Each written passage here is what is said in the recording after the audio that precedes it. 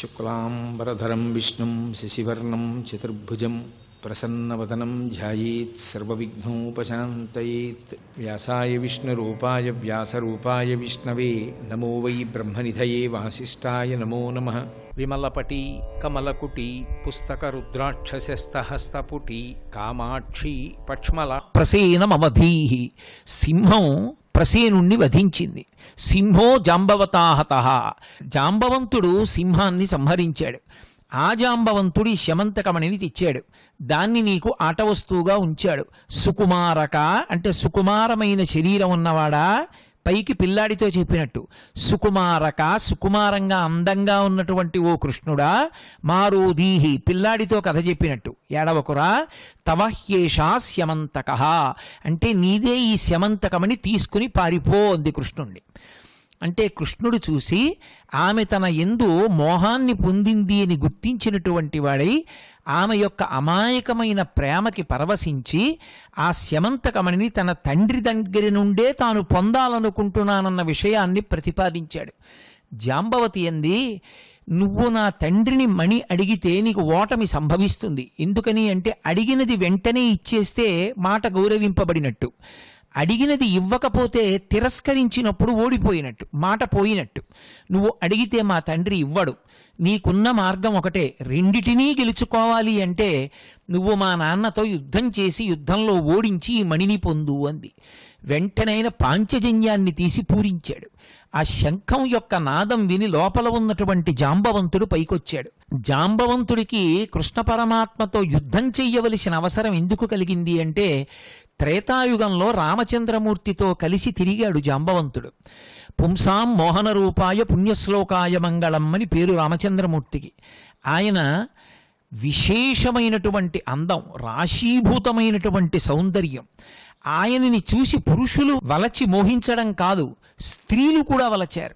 ఎంత విచిత్రం అంటే సంసారాలు విడిచిపెట్టి పరమేశ్వరుని యందు మనసు నిలబెట్టాలని కోరుకుని అరణ్యాలకు వెళ్లి తపస్సు చేసుకుంటున్నటువంటి ఋషులు రామచంద్రమూర్తి అరణ్యవాసం చెయ్యడానికి వచ్చినప్పుడు ఆయనని చూసి మోహించి ఆయనని కౌగిలించుకోవాలని అడిగారు.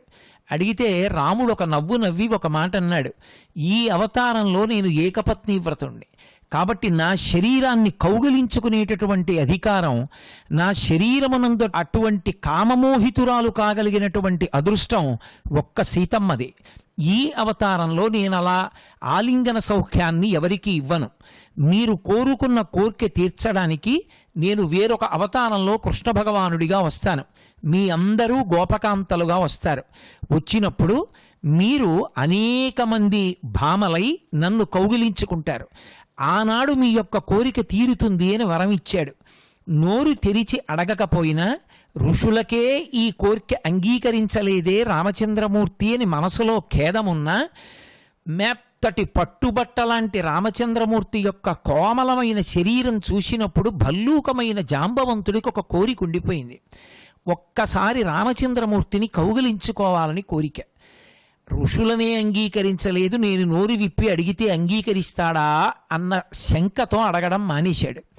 కానీ తనని అనువర్తించి సీతాన్వేషణలో, రావణ సంహారంలో తనకి అంత తోడ్పడినటువంటి జాంబవంతుని మనసులోని కోర్కెని గుర్తిరిగినటువంటి వాడై రామచంద్రమూర్తి మనసులో సంకల్పం చేశారు, ఉత్తరోత్తర కృష్ణావతారంలో నీ యొక్క కోరిక తీరుస్తాను అని. అందుకే కృష్ణుడు శంఖం పూరించగానే వచ్చి మీద పడినటువంటి జాంబవంతుడితో 21 రోజులు యుద్ధం చేశారు. అంటే 21 రోజులు యుద్ధం చేస్తే తప్ప జాంబవంతుణ్ణి నిగ్రహించలేనంత బలహీనుడు కృష్ణ భగవానుడని కాదు, 21 రోజుల పాటు తన ఆలింగన సుఖాన్ని జాంబవంతుడికిచ్చారు. ఒకానొకప్పుడు కిరాతార్జునీయంలో అర్జునుడితో యుద్ధం చేసినటువంటి పరమశివుడు మల్ల యుద్ధంలో తన శరీరాన్ని అర్జునుడి శరీరానికి చేర్చి ఆయన యొక్క శరీరానికి విశేషమైన ప్రభావాన్నిచ్చి పాశుపతాస్త్రాన్ని సంధించగలిగినటువంటి దివ్యమైన తేజస్సుని పార్థుని యొక్క శరీరానికి కట్టబెట్టినట్టే 21 రోజులు జాంబవంతుడు ఎంత యుద్ధం చేస్తున్నాడో అంత శక్తినే తాను కూడా వాడుతూ కింద పడుతూ మీద పడుతూ కౌగిలించుకుంటూ ముష్టిఘాతాలతో తన శరీర స్పర్శని అనేక రకాలుగా జాంబవంతుడికి కల్పించారు.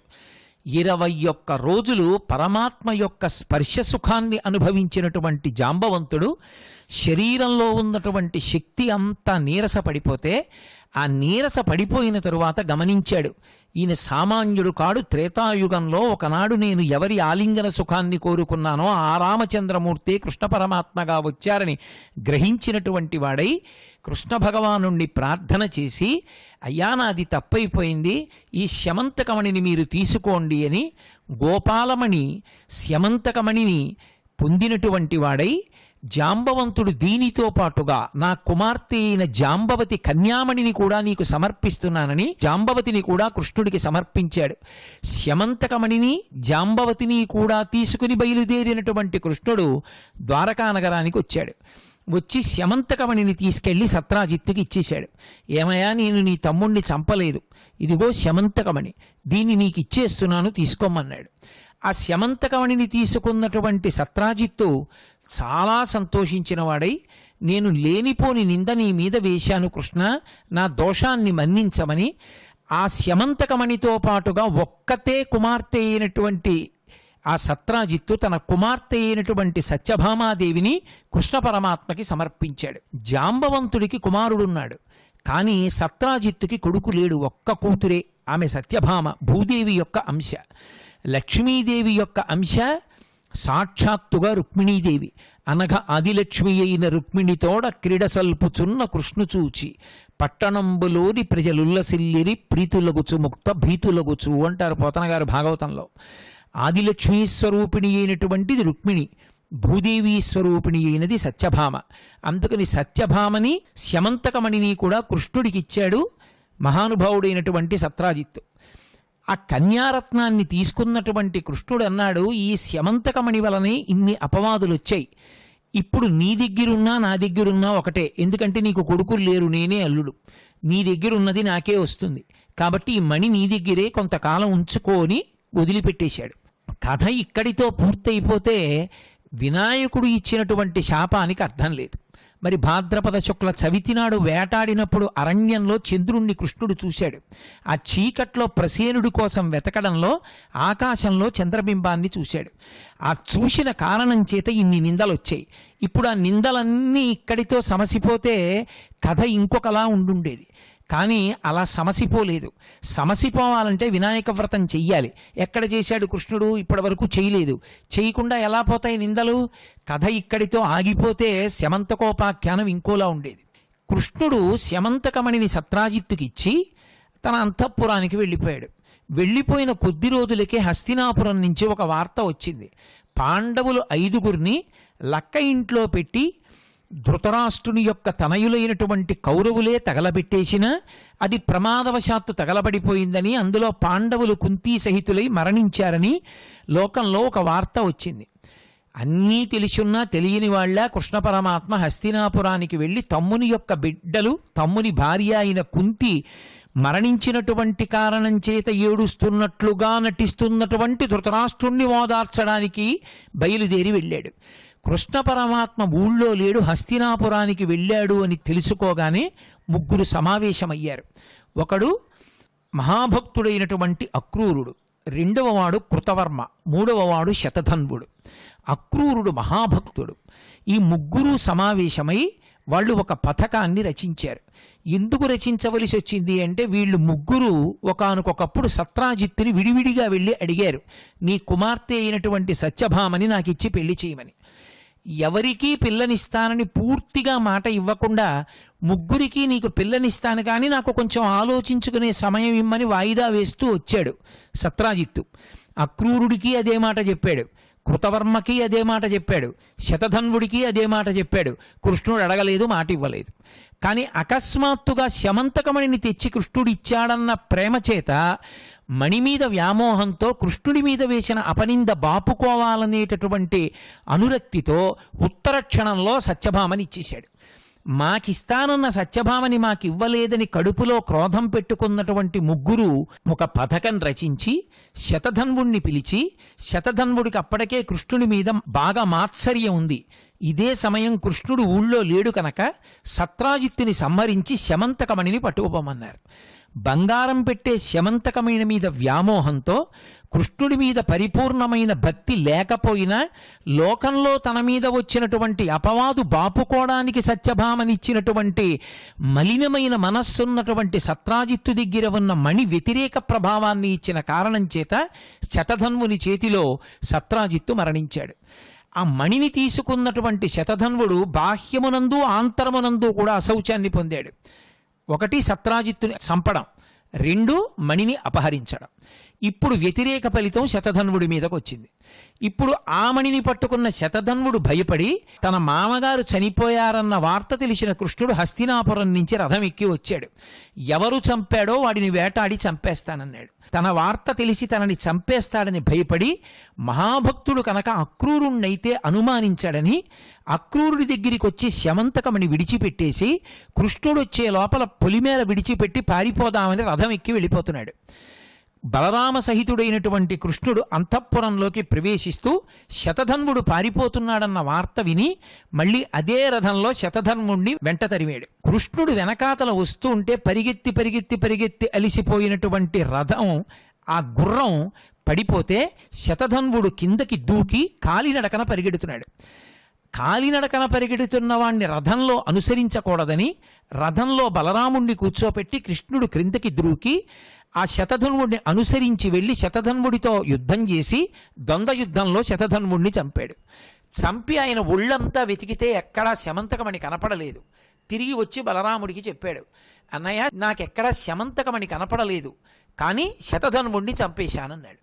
వెంటనే బలరాముడు అనుమానంగా కృష్ణుడి వంక చూసి, ప్రజలందరూ చెప్తే ఏమో అనుకున్నాను, నీ అంత దొంగ లోకంలో లేడు, చిన్నప్పటి నుంచి నీకు దొంగతనాలు అలవాటు, ఆ మణిని తెస్తే ఇప్పుడు నాకు ఇవ్వవలసి ఉంటుందని అతని దగ్గర మణి లేదని అబద్ధం ఆడుతున్నావు, ఎక్కడో దాచావు ఆ మణిని, నీ దగ్గరే ఉందని బలరాముడు కూడా కృష్ణుడి మీద అనుమానపడి నింద వేసి ఇక నీతో నేను కలిసి ఉండలేనని కృష్ణుణ్ణి విడిచిపెట్టి ద్వారకానగరానికి కూడా తిరిగి రాకుండా విదేహ నగరానికి వెళ్ళిపోయాడు. తిరిగి అంతఃపురానికి చాలా విచారవదనంతో కృష్ణుడు ఒక్కడే వచ్చాడు. ఏమైందని అడిగారు. జరిగిన వృత్తాంతమంతా చెప్పి తన దోషం ఏమీ లేదని చెప్పాడు. ఈలోగా పరమభక్తుడైనటువంటి అక్రూరుడికి, అరే నేను పరమేశ్వరుణ్ణి నమ్ముకుని ఉండవలసిన వాణ్ణి పిల్లనివ్వలేదన్న క్రోధంతో సత్రాజిత్తు సంహారానికి కారణమయ్యానని బాధపడి మళ్లీ భక్తిని పొందినవాడై తీర్థయాత్ర కొరకని బయలుదేరి వెళ్ళిపోయాడు శమంతకమణిని పట్టుకుని. వెళ్ళిపోయినవాడు కాశీపట్టణం వెళ్ళేసరికి ఆవేదన అంతా ఉపశాంతి పొంది మళ్ళీ పూర్వంలాగే పరమభక్తిని పొంది ఆ మణి రోజూ పెట్టేటటువంటి 8 బారువుల బంగారంతో అనేక దేవాలయాలు కట్టి సత్రవులు కట్టి అన్నదానం చేస్తున్నాడు. బాహ్యాంతర శౌచములతో ఉన్నాడు కనుక అక్రూరుడి పట్ల వ్యతిరేక ఫలితాన్ని శమంతకమణి ఇవ్వడం మానేసింది. రోజు బంగారం పెడుతోంది, అక్రూరుడు పుణ్యకర్మలు చేస్తున్నాడు. ఇక్కడ కృష్ణుడు అంతఃపురంలో ఉన్నాడు. సత్యభామాదేవి అనుకుంది, మా నాన్న సత్రాజిత్తు మణినిచ్చాడు, కానీ మా నాన్న సత్రాజిత్తు దగ్గర ఉన్నటువంటి మణిని మొదట ఇవ్వడానికి అంగీకరించలేదు. తనంత తానుగా అడగకపోయినా ఇచ్చినవాడు జాంబవంతుడు. నిజానికి మా నాన్న దగ్గర ఉన్న మణిని క్షాత్రంతో గెలుచుకున్నవాడు జాంబవంతుడు. ఎందుచేత అంటే మా తండ్రికి తమ్ముడైనటువంటి ప్రసేనుణ్ణి వధించి సింహం తీసుకెడుతుంటే జాంబవంతుడు పట్టుకెళ్ళాడు. అందుకని అది జాంబవంతుడిది అయిపోయింది మణి. జాంబవంతుడు పరమ ప్రేమతో కృష్ణుడికి ఇచ్చాడు, మా నాన్నలా ఇవ్వనని అనలేదు, ముందే ఇచ్చేశాడు. కాబట్టి ఇప్పుడు అది జాంబవతి తీసుకొచ్చినట్టయింది. ఆయన కృష్ణుడు చాలా చమత్కారంగా ఏదో మా నాన్నని సంతోషపెట్టి నన్ను పొందడం కోసమని మణినిచ్చాడు. మా నాన్న అమాయకంగా మణిని నన్ను కృష్ణుడికి ఇచ్చాడు, కానీ అంతకన్నా ముందు ఇచ్చింది మా నాన్నగారు కదా అని జాంబవతి అంటుందేమోనని తాను హస్తినాపురానికి వెళ్ళినట్టుగా వెళ్ళి సత్రాజిత్తుని సంహరింపజేసి ఆ మణిని జాంబవతికే ఇచ్చేసి ఉంటాడు. జాంబవతి దగ్గరే ఉందని సత్యభామ నింద చేసింది. జాంబవతి అనుకుంది, అసలు ఆ మణినిచ్చేవాడు మా నాన్న, ఆ మణిని మొదట సత్రాజిత్తుది కనుక సత్యభామాదేవికి కోపం ఎక్కువ కనుక ఆవిడ్ని ప్రీతి పొందేటట్టుగా చెయ్యడానికి సత్రాజిత్తు చనిపోయాడని చెప్పి ఆ మణి ఎవరో ఎత్తుకుపోయారని చెప్పి కృష్ణుడే పట్టుకెళ్ళి సత్యభామకి మణి ఇచ్చేశాడు.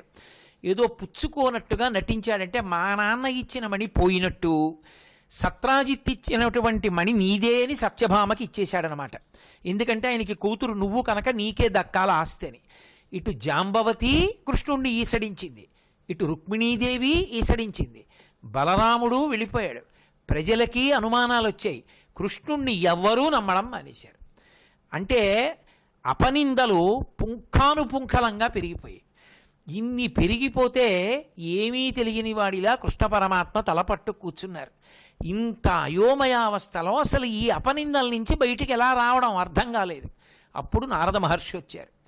మహానుభావ, ఒక రోజుకి నిందలు పెరిగిపోతున్నాయి, నేను ఎంత ప్రయత్నం చేసినా ఆగట్లేదు, ఎందువల్ల వచ్చింది ఈ దోషం అని అడిగారు. అడిగితే ఒకానొకనాడు నువ్వు ప్రసేనుడితో కలిసి వేటకి వెళ్ళిన రోజు నాడు తిథి భాద్రపద శుక్ల చవితి. ఆ రోజున వినాయకుడు శపించాడు ఆ చంద్రుణ్ణి, నిన్ను ఎవరైనా చూస్తే నీకు నీలాపనిందలొస్తాయని శపించాడు. ఆనాటి నుంచి లోకులెవ్వరూ చంద్రుణ్ణి చూడడం మానేశారు. చంద్రుడు కూడా సిగ్గుపడి సముద్రంలోకి వెళ్ళిపోయాడు. సముద్రంలోకి చంద్రుడు వెళ్ళిపోతే ఓషధులేవి ప్రకాశించడం మానేశాయి. ఎందుకంటే చంద్రుడు అమృతకిరణుడు. ఆ చంద్రకిరణాలు పడితే తప్ప ఓషధులు ఉండవు. ఓషధులు లేకపోతే వైద్యం జరగదు. అందుకని లోకంలో ఉన్న వాళ్ళందరూ బ్రహ్మగారిని ప్రార్థించారు. బ్రహ్మగారు అన్నాడు, వినాయకుడిచ్చిన శాపం, చంద్రుడికి ఇప్పుడు శాపానుగ్రహం నేను కాదు ఇవ్వగలిగిన వాణ్ణి, మళ్ళీ వినాయకుడే ఇవ్వాలి.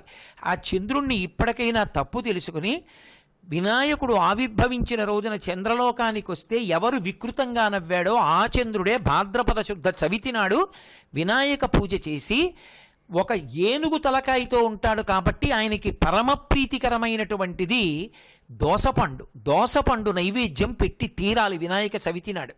కాబట్టి దోసపండు నైవేద్యం పెట్టి ఉండ్రాళ్ళు కుడువులు నైవేద్యం పెట్టాలి. ఎందుకంటే పిల్లవాడిగా ఉంటాడు కనుక నైవేద్యం ఇష్టం. శివుడికి అభిషేకం ఇష్టం, విష్ణువుకి అలంకారం ఇష్టం. ఒక్కొక్కరికి ఒక్కొక్కటి స్వభావం. విఘ్నేశ్వరుడి విషయంలో నైవేద్యం ప్రీతి. అందుకే 21 రకాలైన పదార్థాలు నివేదన చేయమని. అందున దోసపండు నైవేద్యంలో తప్పకుండా ఉండాలి అని శాస్త్ర నిర్ణయం. కాబట్టి దోసపండుతో కలిపి నైవేద్యం పెడితే వినాయకుడు అనుగ్రహిస్తాడన్నారు. ఋషులు వెళ్ళి సముద్రపుటొడ్డున నిలబడి పైకొస్తే చంద్రుడు కనపడతాడని, పైకి రాకు లోపలే ఉండి మేము చెప్పిన మాటలు వినమని, వినాయక చవితి నాడు నువ్వు వ్రతం చేసి దోసపండు నైవేద్యం పెట్టు వినాయకుడు అనుగ్రహిస్తాడన్నారు. ఆ రోజున సముద్ర గర్భంలోనే కూర్చుని చంద్రుడు వినాయక చవితి వ్రతం చేస్తే పరమ సంతోషాన్ని పొందినటువంటి వినాయకుడు తప్పు తెలుసుకున్నాడు చంద్రుడని, ఆయనకి శాపానుగ్రహం ఇస్తే నర్తించి సంతోషించవలసిన చంద్రుడికి బదులుగా వినాయకుడు నర్తన చేశాడు. అప్పుడు వచ్చింది నృత్యగణపతి స్వరూపం. తాను ఆనందంతో నృత్యం చేసి చంద్రరేఖని తీసుకుని తన తల మీద పెట్టుకున్నాడు. అప్పటి నుంచి లోకంలో పార్వతీదేవికి, పరమేశ్వరుడికి, విఘ్నేశ్వరుడికి కూడా తలలో చంద్రవంక ఉంటుంది. అలా వచ్చినటువంటి విఘ్నేశ్వరుడు శాపావకాశాన్ని కల్పించాడు. ఏ ఒక్క రోజున నేను చంద్రలోకానికి వచ్చినప్పుడు నన్ను చూసి నవ్వావో ఆ ఒక్క రోజు తప్ప మిగిలిన రోజులలో నిన్ను చూసినా ఏవీ నిందలు రావు, కాబట్టి మళ్ళీ నువ్వు యథాపూర్వం ప్రకాశించమన్నాడు. ఒక్క భాద్రపద శుక్ల చవితి నాడు మాత్రమే చంద్రుణ్ణి చూడకూడదని వినాయక శాపం. దానికి కూడా చంద్రుడికి ఒక శాపావకాశం ఇచ్చాడు. భాద్రపద శుక్ల చవితి నాడు ఎవరైనా చంద్రుణ్ణి ఆకాశంలో చూడడం జరిగితే ఆ కృష్ణపక్షం అంతా దాటిపోయే వరకు ఉండి అమావాస్య వెళ్ళిపోయిన తరువాత, భాద్రపద మాసం వెళ్ళిపోయిన తరువాత వచ్చినటువంటి మొట్టమొదటి పాడ్యమి తిథి నాటి రాత్రి చంద్రబింబాన్ని మళ్ళీ చూసి నమస్కారం చేసి విఘ్నేశ్వరుడికి నమస్కారం చేస్తే శుక్లపక్ష చవితి నాడు చంద్రుణ్ణి చూసిన దోషం పోతుంది అని శాపావకాశం ఇచ్చాడు. కానీ దానికి 1 నెల రోజులు ఆగవలసి ఉంటుంది. ఈలోగా నిందలు వస్తూ ఉంటాయని లోకంలో ఒక భయం ఉండేది. కాబట్టి నారదుడు కృష్ణ పరమాత్మ దగ్గరికి వచ్చి ఈ ఉపాఖ్యానాన్ని చెప్పాడు. నువ్వు ప్రసేనుడితో వేటకెళ్ళిన రోజున ఆకాశంలో నువ్వు చూసినటువంటి చంద్రబింబం భాద్రపద శుక్ల చవితి నాటి చంద్రరేఖ. అది చూస్తే నీలాపనిందలు వస్తాయి. నువ్వు మళ్ళీ అమావాస్య తర్వాత చంద్రరేఖ చూడలేదు కాబట్టి నీకు నిందలు పోలేదు. నీకు నిందలు ఒకదాని మీద ఒకటి వస్తూనే ఉన్నాయి.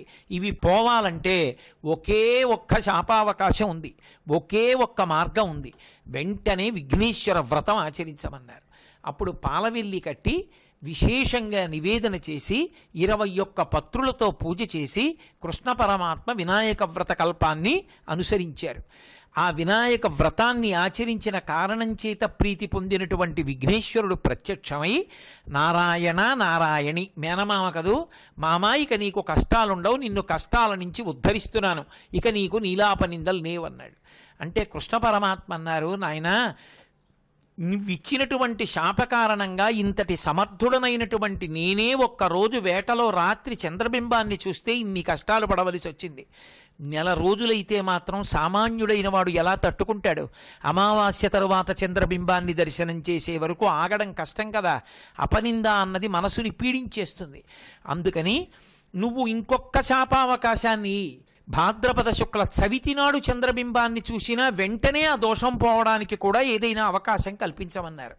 వినాయకుడు ప్రీతి చెంది నీకు నాకు మధ్య జరిగినటువంటి ఈ కథ ఏది ఉన్నదో దాన్ని శమంతకమణి అన్న పేరుతో, శమంతకోపాఖ్యానం అన్న పేరుతో ఈ కథని యథార్థంగా మళ్ళీ చెప్పుకున్న వాళ్ళు ఎవరుంటారో, చెప్పుకుని అక్షతలు వేసుకున్న వాళ్ళు ఎవరుంటారో వాళ్ళు చంద్రబింబాన్ని చూసినా దోషం రాదని మళ్ళీ వరం ఇచ్చాడు. తద్వారా కృష్ణ పరమాత్మ భాద్రపద శుక్ల చవితి నాడు చంద్రబింబాన్ని చూసినటువంటి దోషం పోవడానికి కావలసినటువంటి మార్గాన్ని లోకులకు సుగమం చేసినటువంటి మహానుభావుడయ్యాడు. ఇన్ని మలుపులతో ఉన్నటువంటి ఈ కథాభాగాన్ని ఎక్కడా పొరపాటు లేకుండా చెప్పుకోవడం అంటే అది సాధ్యం అవుతుందా? ఎక్కడైనా పొరపాటు జరిగితే సరిగ్గా చెప్పుకోలేకపోతే ఈ కథని ఇవాల్టి రోజున మనం చెప్పుకుంటున్న కథలో ఎన్ని దోషాలున్నాయో ఈ కథ వింటే అర్థమవుతోంది కదా. మరి ఎలా అని అడిగితే ఆ రోజున వినాయకుడు ఒక వరం ఇచ్చాడు. వినాయక వ్రతం చేసిన తరువాత ఇక కథ అంతా చదవక్కర్లేదు. ఏ శ్లోకాన్ని జాంబవతి చెప్పిందో ఆ ఒక్క శ్లోకాన్ని చదివి అక్షతలు వేసుకుంటే చాలు, దోసపండు ముక్క నోట్లో వేసుకుంటే చాలు. ప్రేక్షకుల యొక్క సౌలభ్యం కోసం ఆ శ్లోకాన్ని మళ్ళీ ఒక్కసారి నెమ్మదిగా చెప్తాను. అది వ్రాసుకోవాలనుకున్న వాళ్ళు వ్రాసుకోండి. సింహ ప్రసేనమవధీహి సింహో జాంబవతా హతః సుకుమారక మారోధీహి తవ ఏషా స్యమంతకః. ఈ స్యమంతకము నీదే, సర్వసౌఖ్యములతో తులతూగెదవుగాక అన్న మంగళవాక్యంతో వినాయక చవితి వ్రతకల్పానికి సంబంధించిన కథని పూర్తి చేశారు. మంగళం కోసలేంద్రాయ మహనీయ గుణాత్మనే చక్రవర్తి తనూజాయ సర్వభౌమాయ మంగళం. ఉమాకాంతాయ కాంతాయ కామితార్థప్రదాయినే శ్రీగిరీశాయ దేవాయ మలినాథాయ మంగళం. సర్వం శ్రీ ఉమామహేశ్వర పరబ్రహ్మార్పణమస్తు.